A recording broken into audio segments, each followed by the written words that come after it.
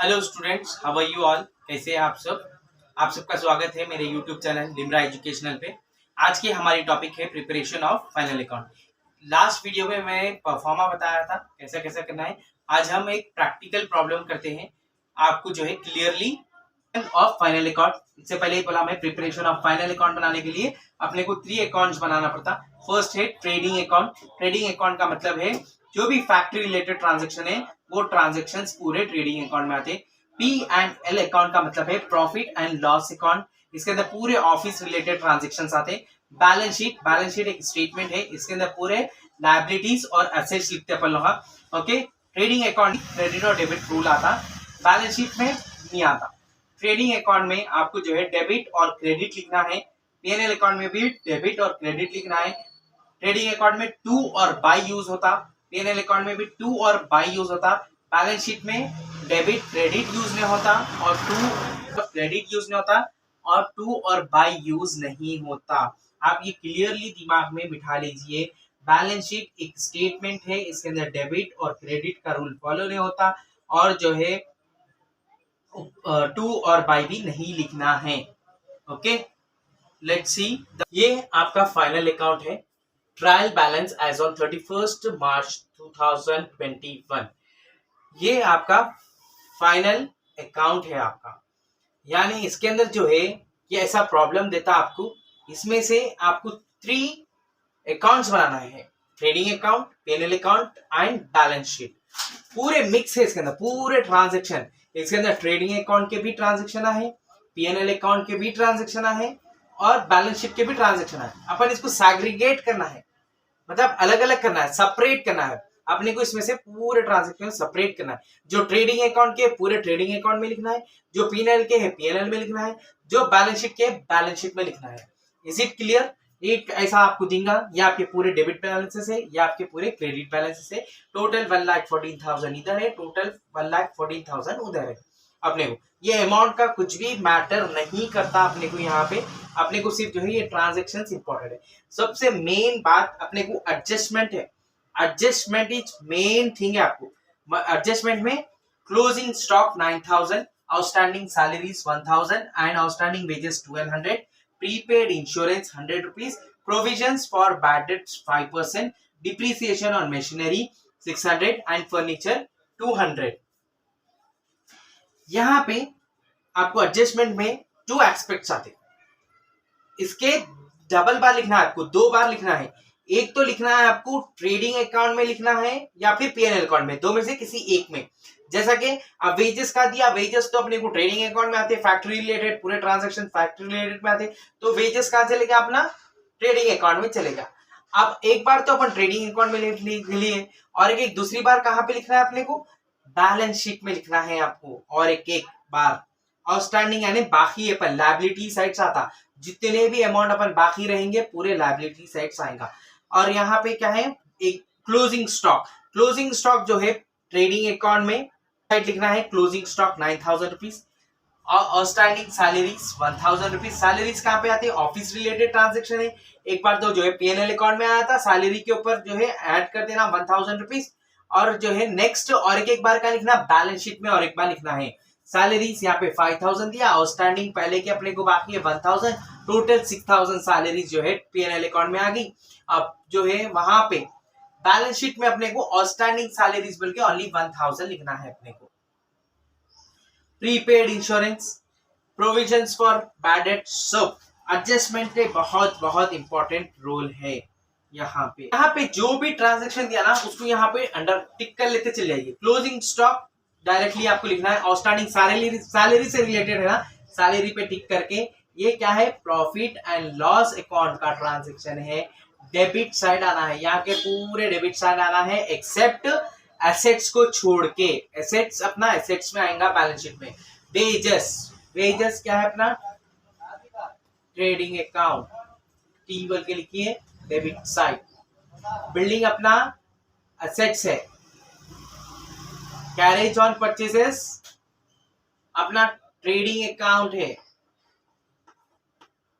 Debit side. Gas, coal and water कहां पे use होता, फैक्ट्री में यूज होता, ये अपना ट्रेडिंग अकाउंट है, डेबिट साइड लिखना है डीआर। कमीशन पेड है यहाँ पे अपना, ये अपना पीएनएल अकाउंट है, और ये आता अपना डेबिट साइड पीएनएल अकाउंट में। डेटार्स अपना एसेट्स है, बैलेंस शीट में आता। ओके, एसेट बोल के लिख के B/S बोल के लिख के बैलेंस शीट। मशीनरी अपना एसेट है, अपने को बैलेंस शीट में लिखना है। इंश्योरेंस पीएनएल अकाउंट में लिखना है, डेबिट साइड लिखना है। बैंक बैलेंस अपना एसेट है, आपको बैलेंस शीट में लिखना है। बिल्स रिसीवेबल अपना एसेट है, बैलेंस शीट में लिखना है। कैश अपना एसेट है, बैलेंस शीट में लिखना है। मशीनरी अपना एसेट है, बैलेंस शीट में लिखना है। परचेजेस आपका पीएनएल का P&L प्रॉफिट एंड लॉस का ट्रांजैक्शन है, डेबिट साइड लिखना है। ऑफिस एक्सपेंसेस, ऑफिस उन्हें खुद बोल रहा मैं ऑफिस हूँ बोल के, तो ऑफिस भी पीएनएल अकाउंट में आते हैं। पीएनएल अकाउंट में कौन से ट्रांजैक्शन आते हैं? ऑल ऑफिस रिलेटेड ट्रांजैक्शन आते हैं। अपन आप टिक कर लिए ना, आउटस्टैंडिंग सैलरी को टिक कर लिए, वेजेस को टिक कर लिए। अब सेकंड वन क्या है? प्रीपेड इंश्योरेंस, इंश्योरेंस वाले को टिक कर लेना।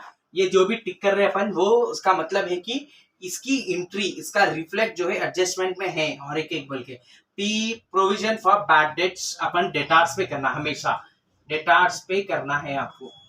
ओके, और डिप्रिसिएशन ऑन मशीनरी, मशीनरी का भी जो है डिप्रिसिएशन, इसकी वैल्यू कम होगी। डिप्रिसिएशन यानी वैल्यू कम होगी, हर चीज की सालाना वैल्यू कम होती है। Every year decreases the value of every asset. Furniture की वैल्यू कम हो गई, except land and building, land and building की अप्रिसिएशन होती, अप्रिशिएट होता, बाकी के सबकी डिप्रिसिएशन होती। ओके, ये क्लियर हो गया। नाउ यहाँ पे क्या दिया उन्हें? सेल्स दिया, sales 52,000, creditors 18,500, interest received 2,000, capital 30,000, bills payable 5,200, bank overdraft 5,500, outstanding rent is 800। अब यहाँ पे जो है ये सेल्स किस में आना? ट्रेडिंग अकाउंट के क्रेडिट साइड में आना। क्रेडिट बैलेंसेस जो है क्रेडिट अकाउंट में आना। क्रेडिटर्स सेल्स अपना trading account credit side, creditors ये अपने लायबिलिटीज है, बैलेंस शीट में आना है आपको। इंटरेस्ट रिसीव्ड ये अपना पीएनएल अकाउंट की इनकम है, पीएनएल अकाउंट की इनकम है, ये अपना क्रेडिट साइड आना है पीएनएल अकाउंट में। कैपिटल ये लायबिलिटी है, एक बैलेंस शीट में डालना है। बिल्स पेएबल ये भी लायबिलिटी है, अपने को बैलेंस शीट में एंट्री मारना है। बैंक ओवरड्राफ्ट ये भी अपनी लायबिलिटी है, बैलेंस शीट में बताना है। आउटस्टैंडिंग रेंट ये भी अपनी लायबिलिटी है, बैलेंस शीट में भरना है। अब इसके अंदर ट्रायल बैलेंस के क्रेडिट बैलेंस में आउटस्टैंडिंग रेंट दिया है। अगर एडजस्टमेंट में दिया तो अपन पीएनएल अकाउंट कंसीडर करते थे, लेकिन डायरेक्टली ने क्या दिया? ट्रायल बैलेंस के क्रेडिट साइड के बैलेंस में दिया, तो डायरेक्टली बैलेंस शीट में लेना है अपने को, पीएनएल अकाउंट में नहीं लेना है। Is it clear? अब अपन इसको जो है प्रैक्टिकल प्रॉब्लम में करेंगे। अब तो ये पहले टिक कर लेना, कैसा भी जाते कि क्वेश्चन पेपर पे ये सारे चीज आप पेंसिल से लाइट हल्का सा टिक कर लो। आप टिक कर लेने का मतलब ये रहता कि इसकी एंट्री नीचे एडजस्टमेंट में है बोल के मालूम होता आपको। ओके, ये है आपका trading account of Shri Ram and sons trading for the year ended 31 March 2021। Question में देता अपन किसका अकाउंट बना रहे? श्री राम एंड सन्स वालों का अकाउंट बना रहे अपन। तो ये पहला क्या है? Trading account. ट्रेडिंग अकाउंट में डेबिट क्रेडिट डालना ना भूलें, डेबिट क्रेडिट, और पर्टिकुलर्स अमाउंट, पर्टिकुलर्स अमाउंट, ये आपका परफॉर्मा है। जाते कि पहले ये उतार लेना आप, particulars amount, particulars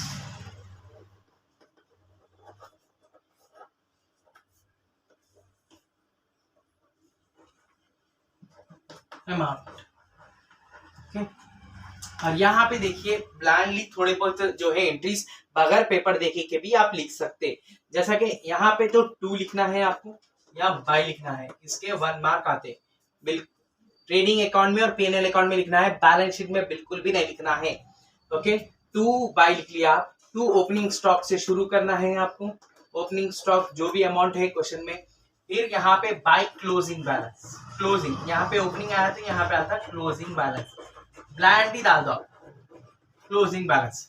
second one आता है यहाँ पे टू परचेजेस। कौन सी भी कंपनी बगैर परचेज करे के कुछ भी प्रोडक्ट नहीं बना सकती। To purchases, purchases account less purchase returns, जो अपन खरीदते वो थोड़ा बहुत वापस भी कर सकते नहीं भी कर सकते। परचेज रिटर्न्स, जो अपन खरीदे वो वापस दिए तो, इफ एनी, अगर कुछ रहा वापस दे रहे तो वो इसमें लिख के माइनस करना है। अगर यहाँ पे परचेजेस आया जो अपन खरीद के लेके आए, लेके आके गुड्स बना के क्या करते, सेल्स करते। अपना मेन मोटो वो है ना, ट्रेडिंग करना, मतलब buying and selling of goods, sale कर रहे हैं अपन, सेल्स अकाउंट। और यहाँ पे अपन भी कुछ अपने को भी कोई भी वापस दे सकता है, जो खरीद के लेके उन्हें वापस दे सकता। सेल्स रिटर्न बोलते हैं उसको, सेल्स रिटर्न, सेल्स रिटर्न। यहाँ पे देखो आप ओपनिंग बैलेंस, परचेजेस, और यहाँ पे क्या है ट्रेडिंग अकाउंट में वेजेस पक्का थे, वर्कर्स को काम तो करा लेंगे ना अपन, तो वेजेस तो पे करना ही करना है। ये 1 2 3 4 5 6 7 एंट्रीज ब्लाइंडली आप जाके ये पूरा परफॉर्म उतार के डेबिट क्रेडिट पर्टिकुलर्स अमाउंट लिख के क्वेश्चन पेपर देखने से पहले ये एंट्रीज आप लिख दो, अमाउंट बाद में डालो, लेकिन ये एंट्रीज पहले लिख लो। ये एंट्रीज जो है ब्लाइंडली आपको याद रहना। ओपनिंग स्टॉक यहाँ पे आया तो यहाँ पे क्लोजिंग स्टॉक आना, और यहाँ पे परचेजेस आया तो यहाँ पे सेल्स आना, यहाँ पे परचेज रिटर्न आया तो यहाँ पे सेल्स रिटर्न आना, यहाँ पे वेजेस। यहाँ पे तो खाली ये दो ही एंट्रियां आते, credit side of trading account. यहाँ पे बहुत सारे आते अपन क्वेश्चंस के। यहाँ पे देखिए ये प्रॉब्लम में Shri Ram and sons trading के जो ट्रायल बैलेंस दिया उसके हिसाब से टू ओपनिंग स्टॉक अपने को 6000 दिया, 6000 लिख लिए। टू परचेजेस अकाउंट में जो है रिटर्न्स कुछ भी नहीं है, बल्कि अपन डायरेक्टली 20,000 रुपीज डाले। वेजेस में 7,800 है, आउटस्टैंडिंग वेजेस एडजस्टमेंट में दिया इसलिए अपन 1200 यहाँ पे लिखे। टोटल वेजेस अपने कितने पे करना है, 9,000 पे करना है। कैरेज ऑन परचेसेस और कैरेज इनवर्ड्स का मतलब है जब मार्केट में से जो अपन सामान खरीद के लेके आते हैं, जो ट्रांसपोर्ट चार्जेस लगते हैं उसको बोलते हैं कैरेज ऑन परचेसेस, और कैरेज इनवर्ड्स बोलते हैं। वो 400 रुपीज हुए। कोल गैस एंड वाटर ये जो है फैक्ट्री रिलेटेड ट्रांजेक्शन है, इसलिए अपन ट्रेडिंग अकाउंट में लिए 200 रुपीज। यहाँ पे सेल्स अकाउंट में सेल कितना हुआ 52,000, रिटर्न कुछ भी वापस नहीं आया अपने को, टोटल 52,000 बाय क्लोजिंग बैलेंस, और क्लोजिंग स्टॉक का मतलब सेम है, जो एडजस्टमेंट में दिया आपने को 9,000। तो टोटल आप जो है टोटल करो आप, ये 61,000 होता आपका। तो इधर का हाईएस्ट है, इधर का देखने पे कम है। ओके, यहाँ पे अपन डालेंगे 61,000 बोथ द साइड। आप ये अमाउंट में से ये अमाउंट आप निकाल दो तो कितना बचता, 25,400। आप इसके ऊपर एक स्टार मार्क लगाइए। तो इसका नाम क्या है, अपन ट्रेडिंग अकाउंट करें तो अपने को ये डिफरेंस अमाउंट आया, तो इसको बोलते हैं टू ग्रॉस प्रॉफिट। ये ग्रॉस प्रॉफिट को आपको ट्रांसफर करना है, transfer to P&L account, transfer to P&L account. यहाँ का अमाउंट इमीडिएटली 25,400 आपको ट्रांसफर करना है P&L अकाउंट में। ये था आपका ट्रेडिंग अकाउंट कंप्लीटली। ये 7 एंट्रीज तो ब्लाइंडली लिखना है आपको, बगैर देखे के जाते ही परफॉर्मा उतारिए। पर्टिकुलर्स अमाउंट, पर्टिकुलर्स अमाउंट, फिर opening stock, purchase return, wages, outstanding. ये है profit and loss account of Shri Ram and sons for the year ended 31 March 2021। आप जो है trading account, profit and loss account एक में भी लिख सकते हैं, अलग अलग भी लिख सकते हैं। अलग अलग लिखने से जो है नीट प्रेजेंटेशन दिखता है आपको। अब यहाँ पे भी सेम डेबिट और क्रेडिट लिखना है आपको, और टू और बाई जाते की चीज डाल दो आप, टू और बाई। फिर यहाँ पे भी सेम पर्टिकुलर्स अमाउंट,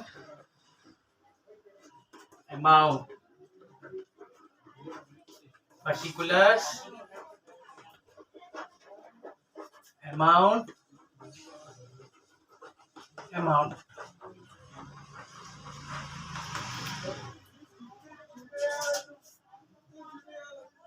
ये परफॉर्मा पहले उतार लीजिए आप, उसके बाद में इसके अंदर पोस्टिंग ना।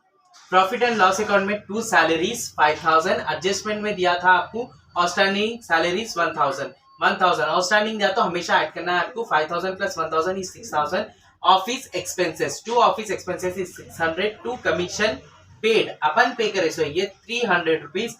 To provision for bad debts 25,000 debtors पे जो है 5% अपने को निकालना है। 1250 डिप्रिसिएशन और मशीनरी, हर साल जो है मशीनरी की वैल्यू या फिर फिक्स्ड एसेट्स की वैल्यू कम होते जाती रहती, तो डिप्रिसिएशन बोलते हैं उसको। कम होना मतलब डिप्रिशिएट की वैल्यू कम हुई, कितनी हुई? 600 रुपए कम हो गई। डिप्रिसिएशन ऑन फर्नीचर, वैसे ही फर्नीचर की वैल्यू भी कम होगी, 200 रुपए। इंश्योरेंस 400 रुपीज था, लेकिन ऑलरेडी अपन 100 रुपीज एडवांस में पे करें। प्रीपेड इंश्योरेंस, प्रीपेड रहा तो हमेशा माइनस करना, 300 रुपीज रिमेनिंग बैलेंस अपने को देना है। बाय ग्रॉस प्रॉफिट, अपन जो ट्रेडिंग अकाउंट करे तो क्या प्रॉफिट आया था अपने को? Gross profit 25,400। Bye interest receive, यहाँ पे कुछ भी अपने को रिसीव हो रहा तो अपन यहाँ पे लिखना है। अपन यानी कंपनी, आप कंपनी समझ के प्रिपेयर करिए, आपकी कंपनी है, आपको आ रहा या फिर आपके पास से जा रहा वो देख के करना है आपको। बाय इंटरेस्ट रिसीव कितना? 2,000 रुपीज। टोटल करने पे जो है ये अमाउंट आपका ज्यादा था, 27,400 रुपीज। द सेम अमाउंट आपको यहाँ पे लिख देना है, 27,400 रुपीज। ओके, 27,400 में से इसको निकालिए आप, जो भी 27,400 minus this you will get 18,150। 18,150 आपको अमाउंट आता। ये आपका अमाउंट है टू नेट प्रॉफिट। ये जो नेट प्रॉफिट आता है इमीडिएटली अपन इसको ट्रांसफर कर देना। कहाँ पे? Transfer to balance sheet, transfer to balance sheet.